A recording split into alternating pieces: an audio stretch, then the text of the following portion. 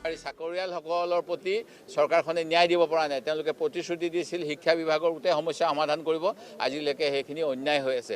ঠিক তেনেকৈ অসমীয়া মাধ্যমৰ প্ৰতি অন্যায় কৰা হৈছে। আপোনালোকে গম পাইছে APSCত এজন অসমীয়া ক'ব নজনা মানুহে অসম অসামৰিক সেৱাত উত্তীৰ্ণ হৈছে।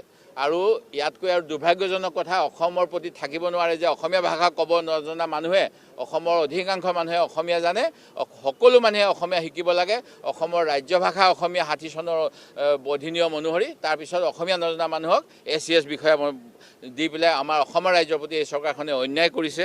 আৰু ঠিক তেনেকৈ ঋণগ্ৰস্ত মহিলাসকলক কৈছিল যে সকলো ঋণ মাফ কৰি দিব। 2020 চনত মাইক্ৰ' ফাইনেন্সৰ বিল আনিছিলে, তাৰপিছতো আজি 3 বছৰ পিছতো অন্যায় কৰি আছে। আৰু এইবিলাকৰ বিষয়ে আমি কোনো ধৰণৰ আভাস ৰাজ্যপালৰ ভাষণত যে নাই, এয়া নিশ্চিত। কাৰণ তেখেতে চৰকাৰখনে যিবিলাক কৰিব বিচাৰিছে সেই কথাখিনি শ্ৰুতলিপি অনুসৰি তেখেতে পঢ়ি গৈছে। আৰু এইখিনি শুনি থকাৰ কোনো মানে নাই। এনেকৈ যদি আমি শুনি থাকোঁ, সদনৰ সময় অপব্যয় আৰু অসমৰ জনগণৰ প্ৰতি বিৰোধীয়ে অন্যায় কৰা হ'ব।